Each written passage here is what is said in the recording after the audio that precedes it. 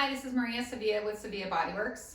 So today we're going to do about a 15-minute full body workout, but probably focusing a little bit more on abs and legs. I received a request from a client who is at home and would love to see something that she can do while we're all at home and away from our gyms right now. I know it's hard, so all of us in the community need to support each other.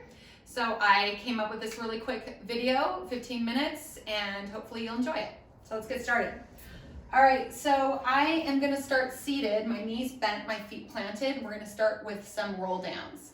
So with the knees bent, you're gonna take your arms forward and sit nice and tall. You're gonna look forward and you're gonna gently curl your tailbone and start to roll yourself down. So this is gonna start to work the abs, but also it's going to allow for that spine to start to mobilize and articulate, and then coming up. So the hardest thing about doing these without the legs straight is that keeping the feet down. And so what you really want to think about doing is pushing down through the whole foot, big toe, little toe, and heel, and then really pressing into the mat with your tailbone as you start to roll yourself up and through. So we're going to do a few more of these, taking your breath in and then exhale and rolling down. My arms are going forward, and then once my head touches, I'll reach my hands back and overhead, and then I'm just going to lift back up.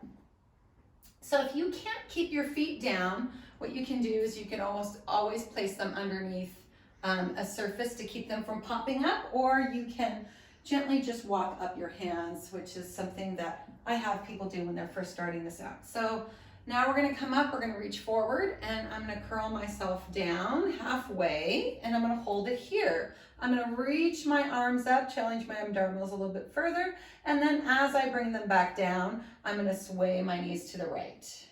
And then as they come back up, I'm gonna pull them up, and then sway to the left. And then here we go, up, and sway to the right, and up, and then sway to the left. Let's do one more set. These are nice little burners.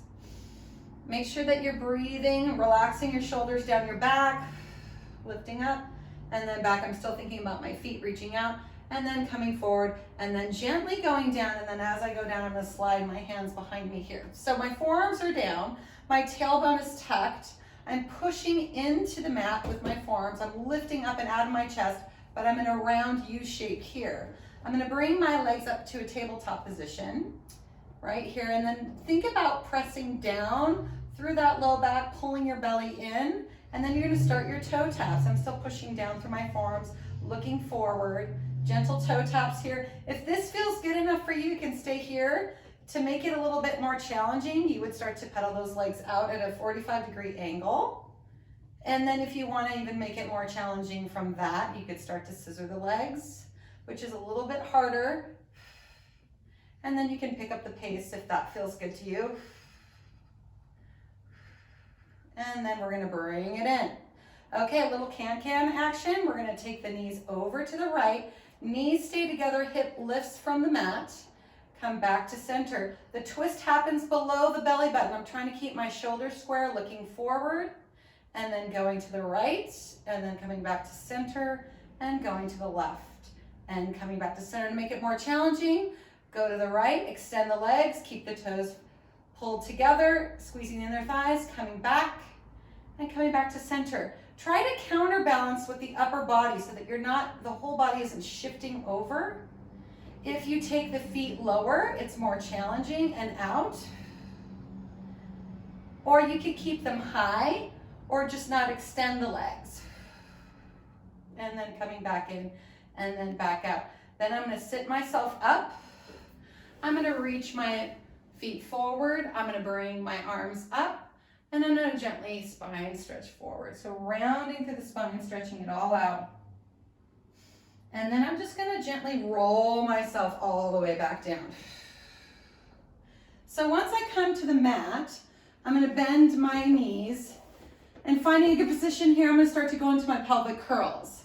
So pelvic curls, again, we're starting to mobilize the spine, moving the spine. So I'm tucking my tailbone first, and then I'm slowly lifting my hips up, coming to the top, and then gently coming back down. So one of the best ways to figure out if you're doing a good curl is when you get to the top, you should feel the majority of your shoulder blades are still down on the mat, but your hips are high and you feel that you're pushing down and away through those feet. So you're really still reaching towards the wall in the opposite direction. And then you're just gonna gently come down bone by bone. Any kind of stiffness for lying down for too long of a period, it's nice to get that back to move a little bit more, and then coming down. So we're gonna just do a couple more of these. Light touch of the arms. You don't have to push really hard into the mat with your arms. Just think of just floating your arms in this space here. And then we're gonna come up, we're gonna hold it here. So once I get to the top, again, making sure I have the majority of my shoulder blades on the mat. My hips are up, I'm reaching out. I'm gonna do 10 little glute squeezes here. So I'm gonna squeeze the glutes up and in. Most people, when they do these glute squeezes, they always think they have to squeeze from the glute fold area. Think about really squeezing the whole glute here. So everything is pushing those hips up. 5, 4, 3, 2, and 1. And then to get to just nice little stretch, I'm gonna bring my arms overhead, still so that I can see them through my periphery, and I'm just gonna roll down bone by bone, getting that nice traction and stretch through the spine, and then bringing the hands back down. So let's switch it up a little bit here. I'm gonna curl through the spine, coming all the way up. I'm gonna drop my right hip towards the mat, lifting my left hip up, and then I'm gonna pick this right hip back up to match the left. Now I'm gonna drop the left, and then I'm gonna squeeze and pick this back up. These are great for those that have a little bit imbalance with the hips. It doesn't have to be a big move. It could just be a little move. You see, I'm barely dropping. And it really is about that control and that feeling through the pelvis, the low back, and the legs. Okay, so I'm gonna do one more each side. And just because I love glute squeezes, I'm gonna do another set of glute squeezes here. Again, thinking about the whole glute squeezing. 5, 4, 3, 2, and 1. Gently coming all the way back down and then dropping the tailbone. So I think my client had said, make it hard, Maria. And so if you want to continue to do that, I would say just keep rolling up and down. For my client, I'm going to ask her to lift her right leg up to tabletop here and hold, and then gently come down. Or for any of you who want a little bit more of a challenge, single leg pelvic curls, not easy, and then coming back down. If you do a lot of Pilates, or if you come to my Pilates classes, you get these, so you might be used to them, but they are hard. So I'll do 2 more on this side. I think that was 2. And then coming up, I like to make the exchange at the top, bringing that right one down, sending that left leg up. I'm squeezing this whole glute. I'm controlling with this leg, curling down, coming up, curling down, and coming up. I think I'm doing 5, so I believe that was 2. So let's do 3 more. 3 and 2. I'm trying to keep this balance. 4 and last one. And 5, make that exchange at the top. Bringing both feet down now, squeeze, lift. 1 more set of glute squeezes, why not? Integrating both sides. 5, 4, 3, 2, and 1, and gently coming down. And then dropping your tailbone all the way down. Oh, that felt delicious.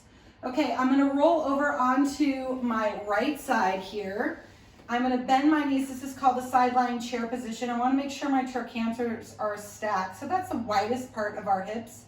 I'm gonna rest my head on my hands right here, and I'm gonna start to do hydrant. So hydrant is lifting the top leg up, opening up. Not much change happening here in the body. This is staying nice and still, only moving from the hip. So a lot of people have a tendency to wobble through their spine. Just make sure that you're keeping this nice and straight, only lifting from the outer thigh. Okay, I'm gonna do 5 to 8 or something like that. Then we're gonna go into clams. So clams, I'm gonna have you do opening here. That's the clam, but we're gonna add something to it this time. We're gonna open and then we're gonna extend the leg. So as I'm extending the leg, I'm maintaining that external rotation. I'm gonna come back in so the heels touch, and then I'm gonna close. I'm gonna open, extend, and back and down.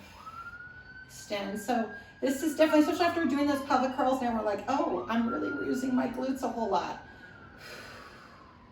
And 3, 2, this is very burny, and 1, and then coming on in. Okay, so we're gonna transition, but as I transition, I like to do some exercises along the way.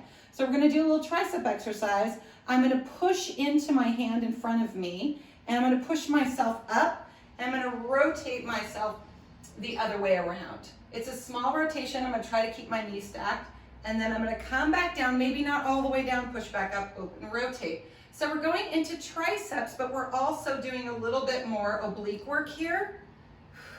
If you come further down, you have a higher way to go up and more work onto that tricep. So choose your level.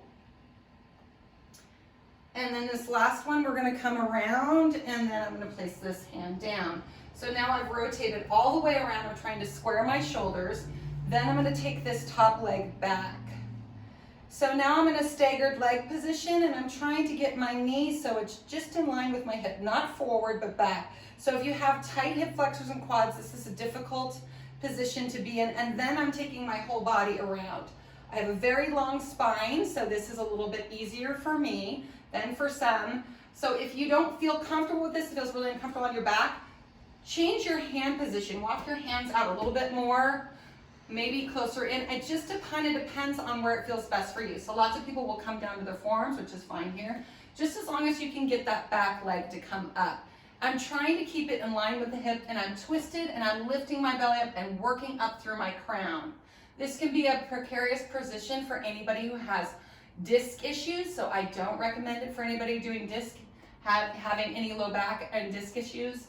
I wouldn't do this portion, but for those that are okay, just go ahead and lift and lower, and then you're gonna lift it up and then push back. So you just do little pulses back.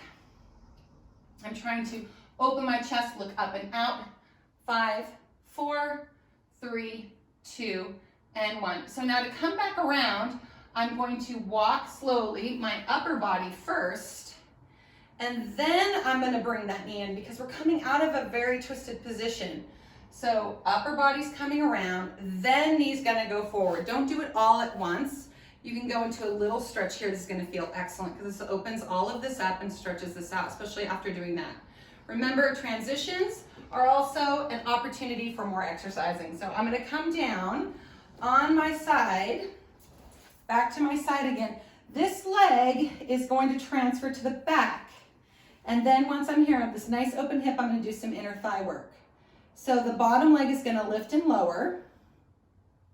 And as I'm lifting, I'm also pulling in.